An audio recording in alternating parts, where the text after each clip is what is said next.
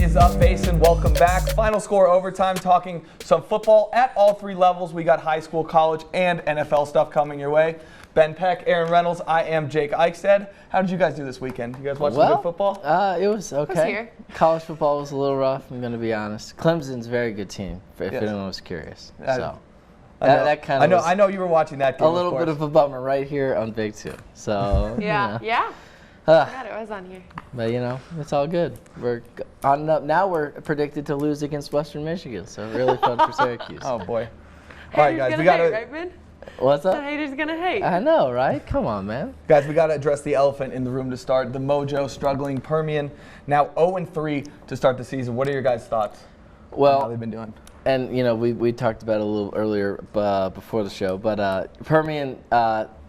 Important to note. 2 of those 3 losses, even with a very, very good Permian team, were going to be very tough for them to get at DeSoto and home against South Lake Carroll. And honestly, if you had a chance against one of them, DeSoto's probably your better bet. Yeah. And they had them at home last year, obviously on the road this year, and then South Lake Carroll at home. By the way, really cool gesture from the cheerleaders, raising all that money for the victims. $21,000 selling those We Are One with Odessa shirts. But, and Permian, the other loss, El Paso Franklin, I think that's a game that, in a good Permian year, they certainly could be competitive with and probably could have, I don't want to say should have won, but definitely could have. And El Paso Franklin, though, very good school, undefeated on the year. And so, 5 starters coming back. Easton Hernandez has been hurt a little bit, so I still think it's a little early to write Permian off, especially given that schedule. But I'm hoping, if I would a Permian fan, I'd be hoping that at least they're battle tested, and they've played some really good competition, and that can hopefully help them going forward. We mentioned that it was the first time they've been 0-3 since 2013. Yep. But Ellison said yesterday, we talk to him every Monday. We chat with him a little bit, and he said the team didn't seem down on their luck. They didn't seem like they'd been defeated just yet. He did whisper as he was walking out, though, we got to get a win this week. Yeah. But, we'll talk about their matchup this Friday here in a little bit. So Absolutely. Interesting stuff from the Panthers, though. Turning from an 0-3 team, let's talk about some undefeated teams. Some undefeated teams in the Basin. Greenwood, Seminole, Crane, and Fort Stockton. What are your guys' initial thoughts on these teams so far? I'm impressed by Greenwood, but not surprisingly so. We knew they had a lot of key offensive components coming back. Weston Wilbur starting at quarterback for the first time this year, but he's done more than impress and shown that he's worth that starting position.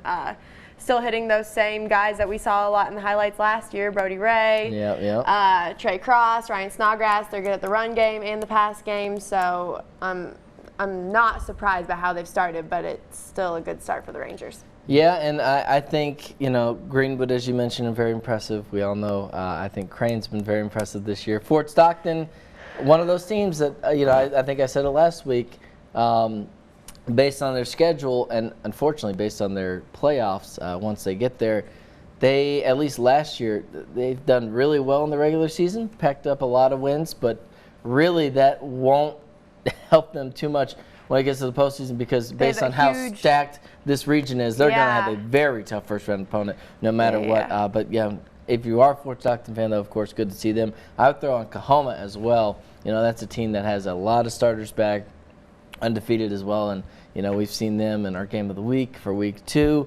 and really just continuing to kind of overwhelm people with their size for that class.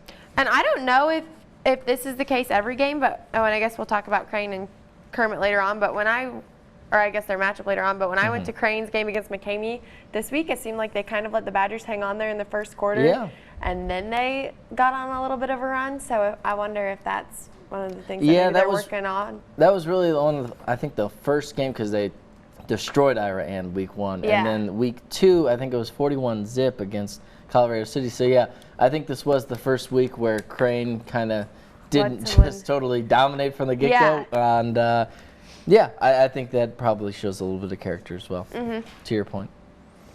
Let's go to some teams who are unexpectedly struggling so far this year. Iran, McCamey, and Monahans. What did you guys expect to see from this team, at least, at the start of the season? Iran and McCamey, I would give a little bit of a pass. I don't want to say a pass, but these are schools and teams that first-year head coaches, and they don't bring back too much experience. I'm not sure exactly how many seniors Iran brings back, but I do know they lost a good chunk of talent from last year. Third head coach in the last 3 years. I know McCamey doesn't have too many seniors on the team this year. Nope.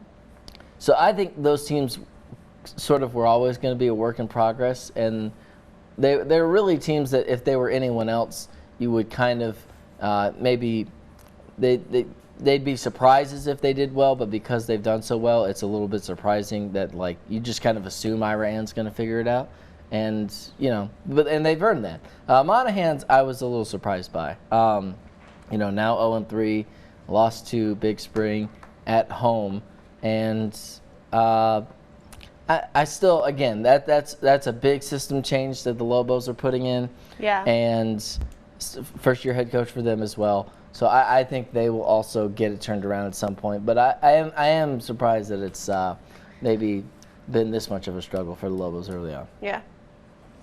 Some of the middle-of-the-road teams that we have that we have in the Basin so far, Midland High and Odessa High, what do you guys think that they have to do to kind of get over that hump and to improve into a better team going into district play?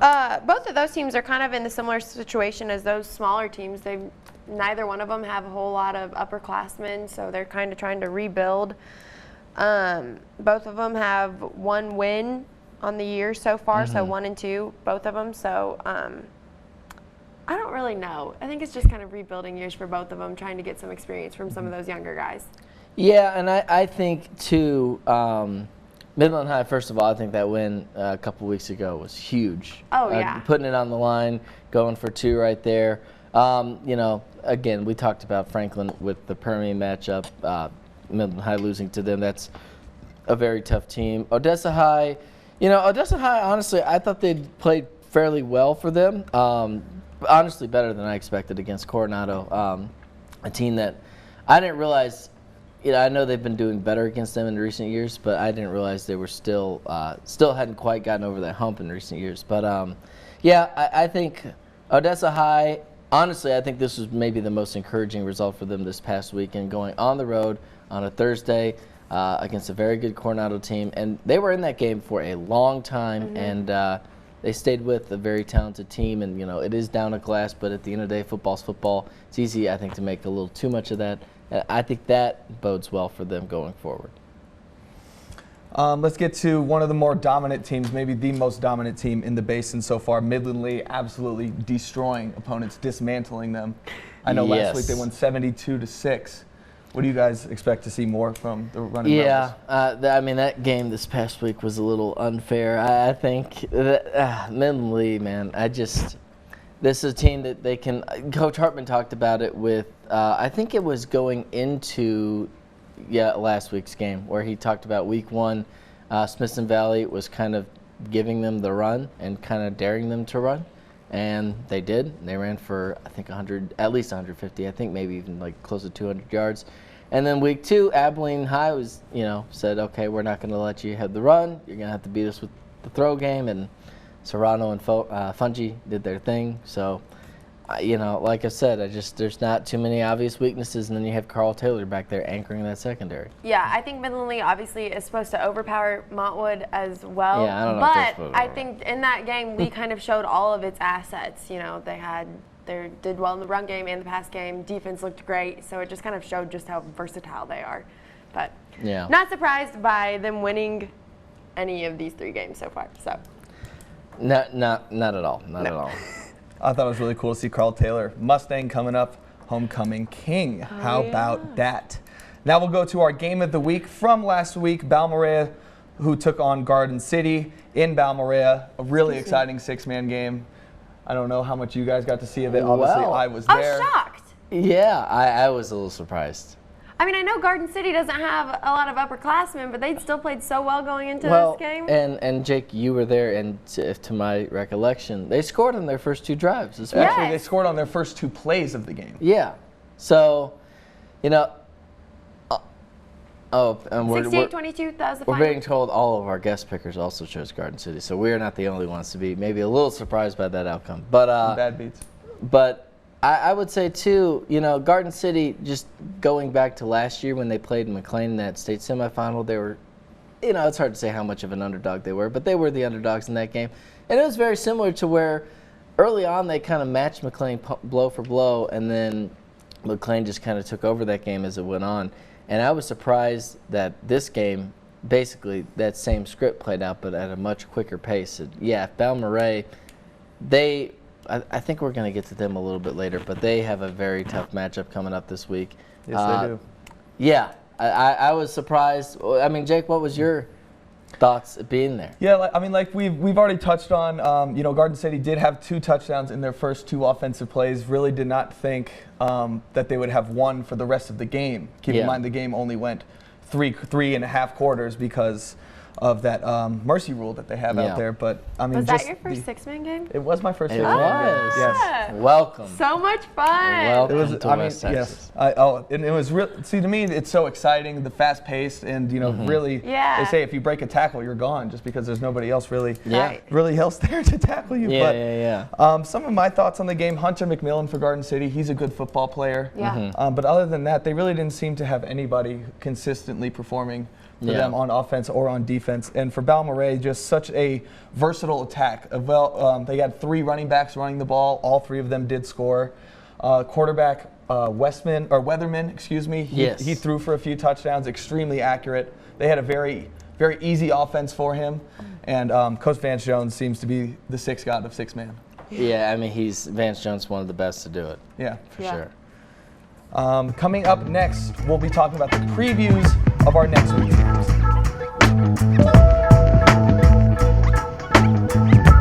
When you got a big job, you need a reliable work truck. From flatbeds, roustabouts, and crane bodies, it's all here at Stanley Ford Andrews. Our fleet sales crew can get you in the right truck for the right job. No one has more in stock than Stanley Ford and Andrews.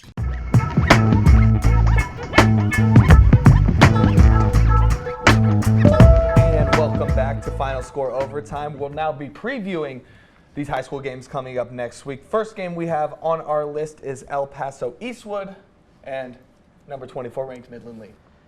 Yeah, I think this is going to be very similar to last year. A team that they had similar success against Mountainwood last year as they did Eastwood. Eastwood coming in 1-2 on this year. I expect the Rebels to keep it rolling.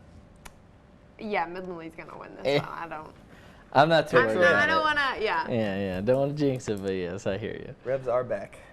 Next game, we got Midland High and Abilene High. This will be an interesting one because Abilene High has struggled a little bit. I know. Yeah, I'm surprised they're 0-3 this year. I didn't realize that. 0-3 on the year. Midland High, I think this is another chance if you're a Bulldog fan to say, hey, the district's going to be tough. They're going to be battling for a playoff spot, but hopefully this game can be a good gauge of some of the higher moments that they have. Now I will say Abilene High 5-point loss to Tascosa, 2-touchdown loss to Midland Lee, and then 9-point loss against their rivals Abilene Cooper. So those 3 losses are not terrible losses, but I think Midland High, hey, you're at home, you got to give yourself a chance. Next game, we got a California team coming into the Basin, Palm Desert and Permian. I want to start off with you, Jake, as the LA guy on the panel. Okay. I'm not sure how much knowledge you have of Palm Desert. I'm just going to act like you have more knowledge because, by definition, we don't know too much about this Palm Desert team, and neither does Coach Ellison, other than they have a little bit of size on that offensive line for the Aztecs. But, I don't know. Permian, as you mentioned, Aaron, they really need this win. They've never started off 0-4. You don't know anything about Palm Desert? I do not, other than the fact that they are 2-2 and they are actually 5,000 spots below Permian on the Max Prep rankings. So the national rankings? Yes, if there is a chance for them to win, it is against a team that is ranked 5,000 spots below them. And this is a total assumption, but I'm going to assume when teams from out of state, out of Texas, if it's a little bit of a chip on the Texas school shoulder, y'all are going to come in here and play high school football against us. Yeah. So I think it's one good shot for Permian to finally get that first win of the season. I think they need it desperately. Yeah, so. and outscored 132-49 to this point, Permian. But we've seen even Odessa High with Jefferson City or Jefferson County, and the two teams out of state last year that came in. Permian and Odessa have been handling these teams, so I would imagine they looked at that when they scheduled this game. Our next game, we got a bout between two undefeated teams, Fort Stockton and St. Angelo Lakeview. Our producer, Jake, was just telling me how good Lakeview is this year, and I was so shocked because they were so bad last year. Yes. 3-9. They only won 3 games last year. They're 3-0 right now on the season. So they only won 3 games last year, did not do well in district play. Originally, before I was told, given that information, I probably would have been like, oh yeah, Fort Stockton's got this. But now I'm not so sure. Yeah, and they're 3 wins over Lamesa, at Fabens, and home against Snyder. Snyder is 0-3 this year, but Snyder, usually a very proud program out there. Fort Stockton, I still would give them the edge. A couple 3-0 teams here. Although, maybe the Indians are for real this year. I don't know. Jake also wants us to mention Lakeview's quarterback, Albert Rodriguez, who's apparently fantastic. Oh, so. Be on the lookout. I know he's been watching some film on him. He dances well in the pocket. He looks down the field, extends plays. Yeah. Does all the stuff you look for a high school quarterback to do. I will say, though, it'll be a very exciting matchup watching him go against that Fort Stockton defense, giving up only 9 points a game. Yes, that's going to be a tough challenge for them. We got Reagan County and McCamey. Yes, this is a team, Reagan County has the size advantage, 0-3. McCamey, we talked about it, 1-2. Those 2 losses, I think nothing to be ashamed of if you're a Badger fan. I think this is a chance for McCamey to kind of get back on track, find their groove as they get ready to go into district play. Reagan County at home, we've talked about such a big junior class. I think next year is really going to be the year they do something special. But, a chance for the Owls in this game, too. It should be a very good, close matchup. Yeah, Badgers are back at home this week, or they're on the road? I think Reagan County's at home. Oh, yeah. So, yeah, it might be a chance for the Owls to get into the win column then. Yeah. We'll see. We'll keep you updated. I know McCamey did not have a lot of seniors returning to this team, so around week 4 is when you start to look for these guys to actually get some experience under the belt. It is at Reagan County, by the way. Our next game will be Crane and Kermit. Ben, let's start with you. Well, it is at Kermit. Kermit, a little bit of a size advantage. And Kermit played fairly well against Pecos, a bigger school that they kept it. They were going back and forth with. I think Kermit can make some plays. And we saw McCamey last week against Crane kind of make Crane earn it a little bit. And Crane will be on the road. Maybe, if it has a similar dynamic to that McCamey game, but instead of being at home, you have to be on the road. Maybe it's a little tougher to kind of overcome that, I don't want to say slow start, but just kind of like dead heat there. And so, I think it'll be either whatever happens, obviously it'd be a huge quality win for Kermit and Crane. I think it'd be a very nice quality win if they could get this win on the road and kind of take that with them. Yeah, I think the Golden Cranes too have proven that in order to beat them, you're going to have to be solid on defense because their offense has been something else. They've been balling. And Kermit coming off a bye as well, so they'll have that advantage for whatever it's worth. Yeah. Next game we'll go. We have Fort Davis and Fort Hancock. Let's go. Shout out to Fort Davis one time. We don't give them enough love on this show. 3-0 in the year, and the computer rankings don't have a lot of love for the Indians at this point. But I mean, they're playing who they're playing. I remember week 1. I think it was a 71-0 Mercy Rule win, which of course, you have to have that margin at the half if you're going to win by 71 points. So, Fort Hancock, a team I think that they'll have a solid chance against, and I think the Indians are most likely going to move to 4-0. Yep, I don't have anything else to add to that. Another bout between undefeated teams, Balbria and McLean, in a very exciting 6-game matchup. And this game is going to be at Borden County. Why is that? Is it just because the two teams are so far? I think it's so far. Yeah, because McLean's up by the Panhandle, Balmaray way down there. So, I mean, I think that's just an interesting the best you can do. Matchup. Yeah, I mean, I think, listen, they still have Balmaray, obviously the big win against Garden City last week, and then I should say McLean. They still have a ton of talent back, including that running back who, apologies, Garden City fans, he gave the Bearcats nightmares last year. I believe Ben Crockett's his name. Sounds familiar. Yeah, he's back as well, and McLean's the real deal. You know, some people are sleeping on McLean a little bit this year, saying that, you know, there's a few teams ranked consistently ahead of McLean as opposed to last year where it was just McLean head and shoulders above everyone else for the whole, you know, the whole season pretty much. But yeah, I think this will be an interesting matchup, and if Balmorhea can follow up a Mercy Rule win over Garden City with a win, neutral site win against McLean, quite literally what could be a playoff preview, then, I mean, obviously that'd be huge for the Jones Show. Yeah. I know McLean won against Balmorhea 56-0 last year. That was a pretty convincing Yeah, I win. expect a much tighter game this one. And now we can formally announce what our game of the week will be for next week. Seminole against number 7 Midland Greenwood. Yes. This is an interesting game. 2 3-0 teams. Greenwood doing very well. They're on the road, of course. And Seminole, an interesting team because they're 3-0, but they're 3 wins against Lubbock High, which, you know, a team that they usually have no trouble with. They did it again. At Idalou, a 1-point win. Smaller school, but, you know, as we say, you know, make of that what you will. At the end of the day, football's football. Then a big win on the road. Yeah, against and then Pecos. against Pecos on the road, a close game against Pecos, but they'll be at home for this one. I think their styles match up very well with each other. And, you know, Greenwood, of course. I think Greenwood probably has a little more they can do through the air with Brody Ray and Weston Wilbur and company. Yeah. But, yeah, I'm very interested to see this game, just especially for Seminole's sake. If Seminole can get the win here, I think Greenwood, it's pretty established they're going to be a very tough team to deal with in the postseason. But if Greenwood can follow it up, if Seminole can follow it up with a win as well, it'll be a very impressive game. Yeah, 2 really offensive heavy teams, so it'll be interesting. I know for Greenwood they have 2 stud running backs, Trey Cross and Ryan Snodgrass. Yes. Both of those guys combined for 5 touchdowns last week, and both had over 100 yards on the ground. And we'll look for Seminole, who's forced a lot of turnovers this year. Yeah. A couple turnovers last week as well. We'll see how that plays out. Yeah, and I think Greenwood has a lot more experience too coming back. So. And Seminole too, I think they could make this game interesting since both teams like to keep it on the ground so much relative to, you know, the air raid spread offenses we see. Yeah.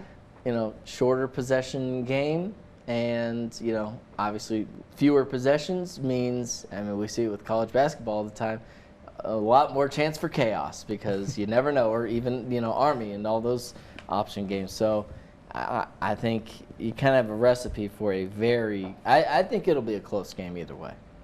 Should be a very exciting game as well. Next up, we have Coach Purser of Greenwood for our game of the week, being interviewed by Ben Peck.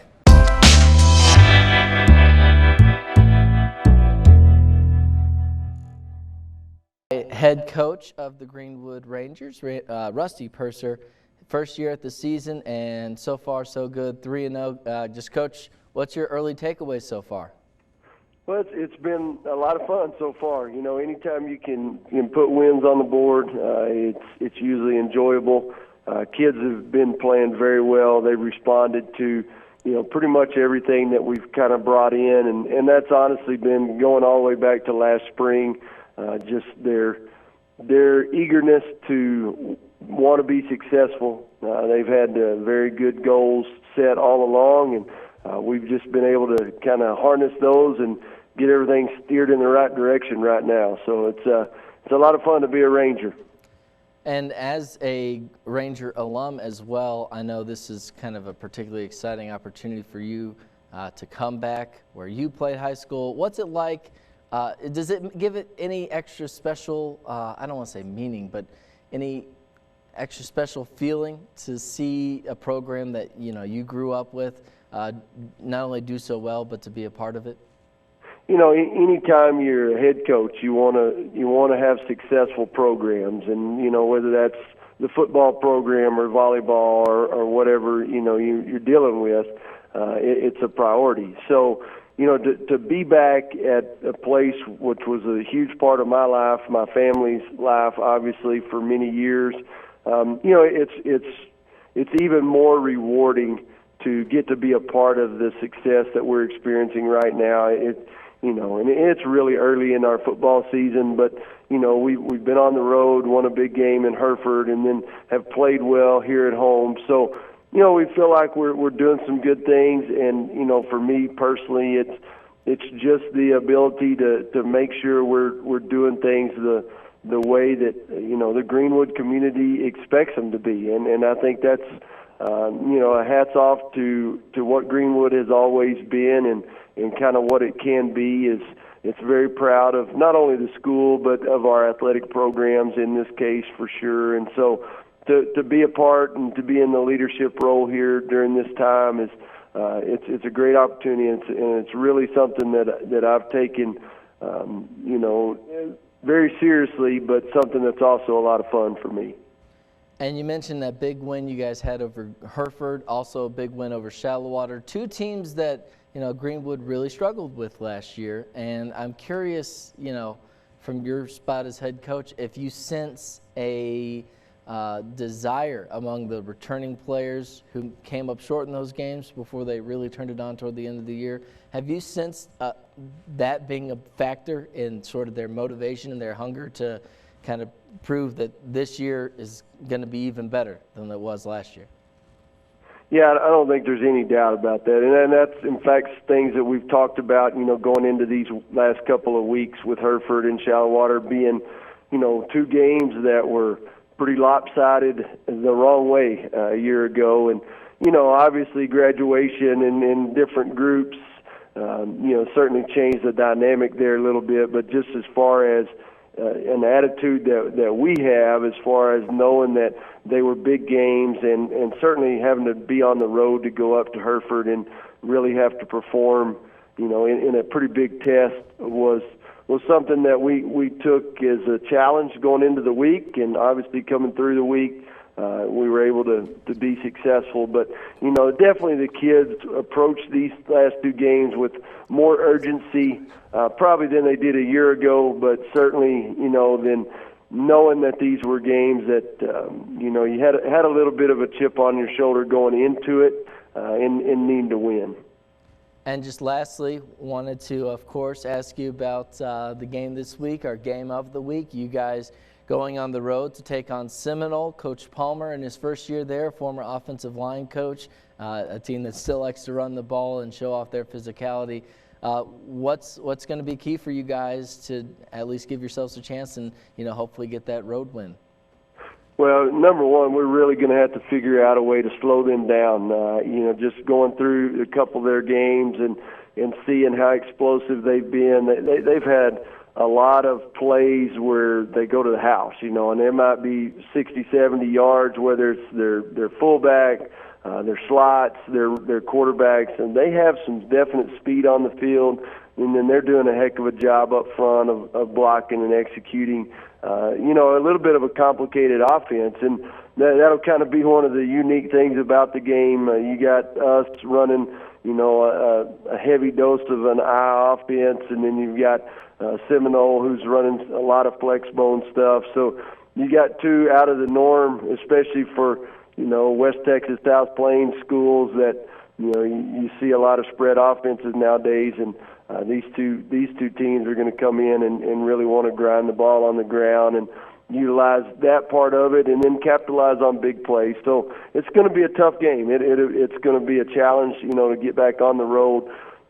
Seminole has been always kind of a thorn in the side of Greenwood, to where games are always close, and they've been tough games, both physically and mentally. Just some challenging aspects of the game. So we're taking it as a big week for us, and one where we really need to be focused, have a great week going into it, and then really perform on Friday night. All right, and that was, of course, head coach Rusty Purser of Greenwood taking on Seminole on the road. Kickoff at 7 o'clock on Friday night, our Final Score game of the week. Coach, thanks for joining us for Final Score Overtime, and best of luck in that game. Thank you. And again, big thanks to Coach Purser for coming on the show. Really excited to see what he's been able to do there. As we mentioned, his first year as a Greenwood head coach, as a Greenwood alum. A very exciting time to be a Ranger fan. That's going to do it for this portion of the show. When we come back, we'll take a look at college football, and a little bit later on, a look at the NFL as well.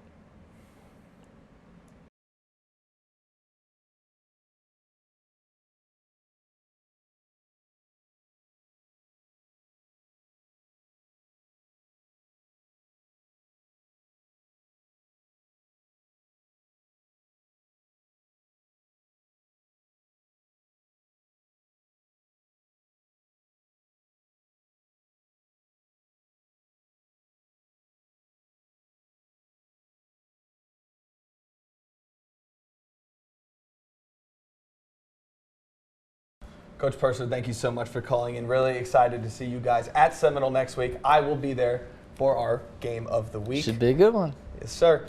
We're going to college football now. Let's give some previews of games happening on this next weekend. Texas will take on Oklahoma State. Ben, what do you think? Yeah, I think, I think this is going to be really, I don't know what to make of Oklahoma State so far. I think this is going to be a game we learn a lot about them. Texas has looked pretty well so far. Not even aside from that loss against LSU, I think they looked fine in that game. It was just LSU's the real deal this year. Yeah. And then whooped up on Rice last week. Yeah. And then you get a Nice little confidence boost. get a little healthy, confidence boost going into the conference opener. Yeah. Next, we'll have an SEC matchup, number 8 Auburn and number 17 Texas A&M. Yeah, this is one that, listen, A&M, move to the SEC. You want to put yourself, you go after Jimbo Fisher to get these wins. They want to make themselves an elite program. And, it's been said, which is not untrue, that they could have a really good year with their schedule and still go 8-4 or so.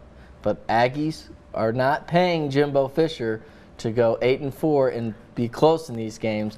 This is, I think, the first big test for them. Are they, at least this year, are they for real? Because this is a game, I don't want to say you have to win. A&M is favored by 4, even though number 17, number 8 Auburn. But, this is kind of the enigma of Texas A&M and the SEC so far. They do very well in the games they're supposed to, and they maybe even win a game or two that surprises some people, but they have to win these games on a consistent basis. That's a tough conference opener, but at least they get it at home. Yeah. But I looked this up. Auburn has not gone to College Station and lost yet. So Yes. I remember. Noting. I remember that. Let's bring it back to the Big 12, at least for Baylor. They will be taking on Rice, at Rice. Big 12 kind of beating up on Rice. Yeah, I think more of the same. What Baylor favored by 27.5 points at the moment. Listen, Rice is it's not a fair fight, I don't think. I mean, good for them. They gotta challenge themselves, but yeah, I think that's how you battle for recruits. Baylor rolls through this. Baylor's not a team that I have a great idea what to make of so far because of their schedule. Yeah, I don't have anything to add. Next, North Texas taking on UTSA. North Texas, we have it listed here too. Mason Fine coming back, and we need to talk to Michael Lozano. We do. I don't know what his deal is. Our old weekend anchor, Michael Lozano, went to UNT. And occasional Game of the Week reporter as well, UNT grad. They had Mason Fine coming back, and they still haven't been able to get it going. Yeah, it's frustrating. Yeah. He is a baller, so. They should win this week against UTSA, though. Oh, okay.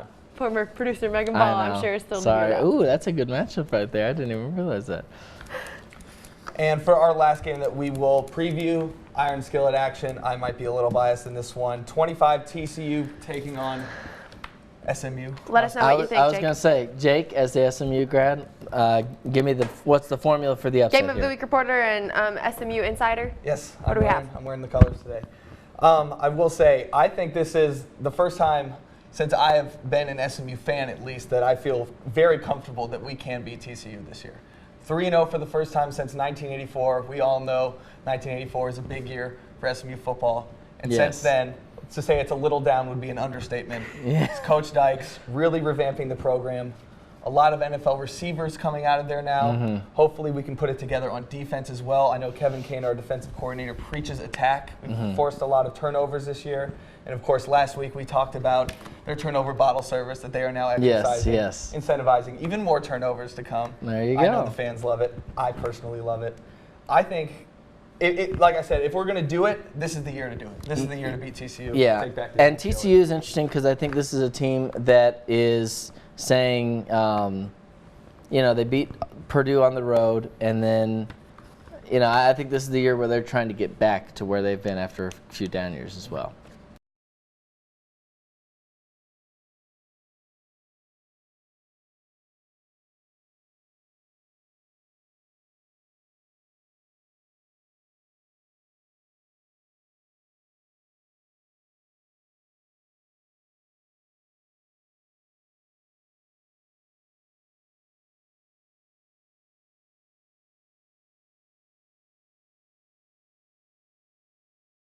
And we're back now talking some NFL. And before we get to that, we did want to mention, they don't have a game this week. Texas Tech is going to be on a bye for college football, but did want to kind of talk about their game this past week. We should also mention Aaron Reynolds having to leave us on some sports reporting duties. So we will see Aaron a little bit later on, though, throughout the week, of course. But yes, Texas Tech 28-14, and Khalil Tate, he's the real deal once again this year. No, he's such a talented runner with the football.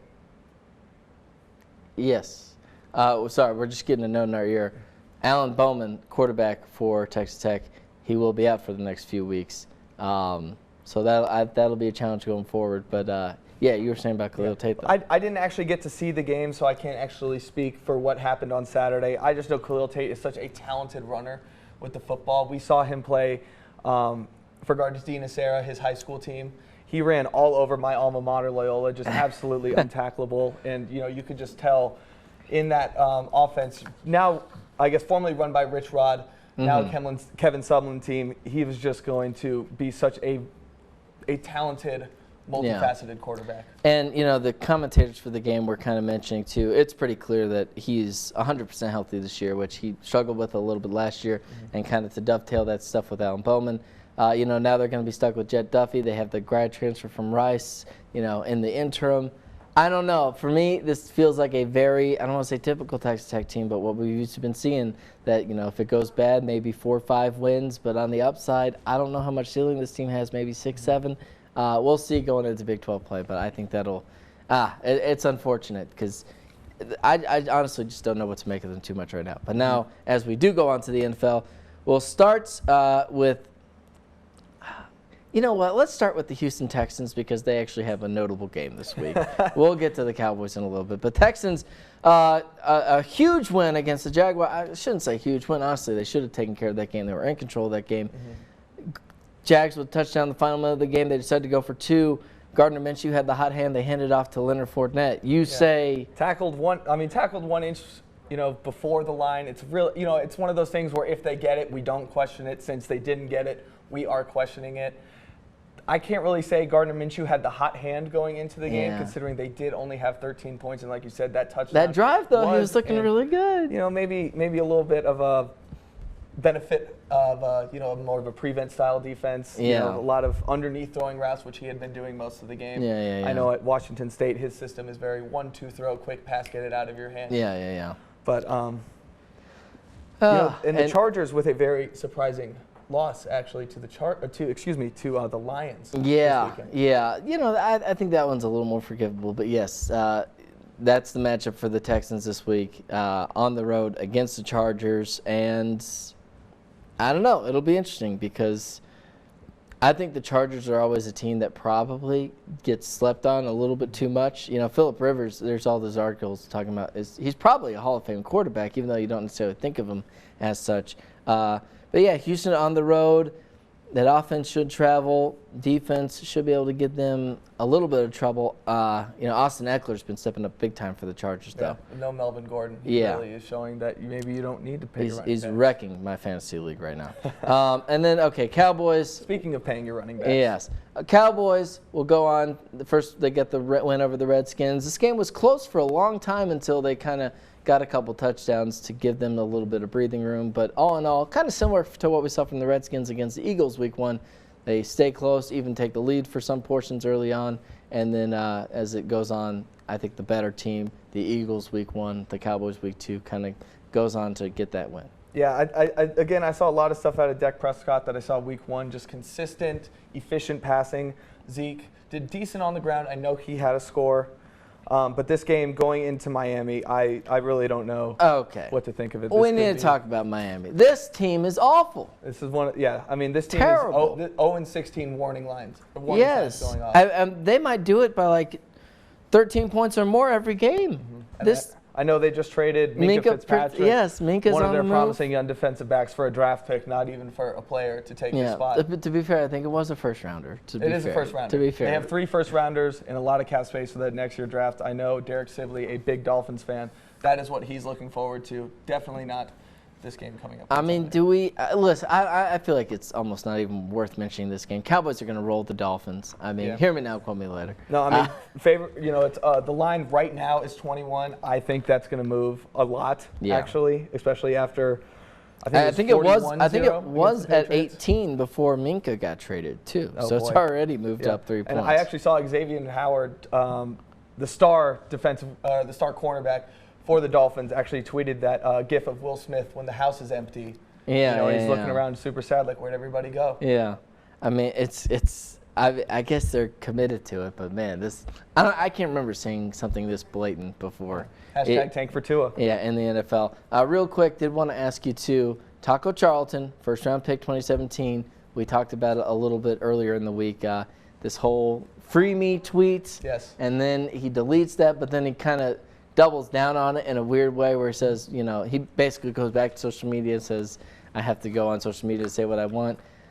I mean, Tua, first round pick, we were looking at some of the people the Cowboys could have taken with that draft pick. It was kind of painful, honestly, because, obviously they're not getting much out of Taco Charlton right now and a healthy scratch recently. But, I think they're so deep at that position, I don't think they're going to worry about it too much. You think he'd at least get snaps, especially with Robert Quinn being suspended for PED usage. But, the first rounder out of Michigan, just like you said, he's a healthy scratch. And, there's not much to say about somebody who's a healthy scratch other than you just not. Yeah. I mean, do you blame him for going that route? Because, I mean, I know there's sort of this prevailing opinion now that, like, listen, these players, they have to do what they got to do. And if that's what he needs to do to get out of the situation, see playing time, he's got to do it. But, obviously there's the more traditional that, shouldn't be going through social media. I don't mean to bring it to basketball, hard turn, but one of the bigger social media, maybe not rants is the right word, but Eric Bledsoe tweeting, I don't want to be here, forcing Phoenix to trade him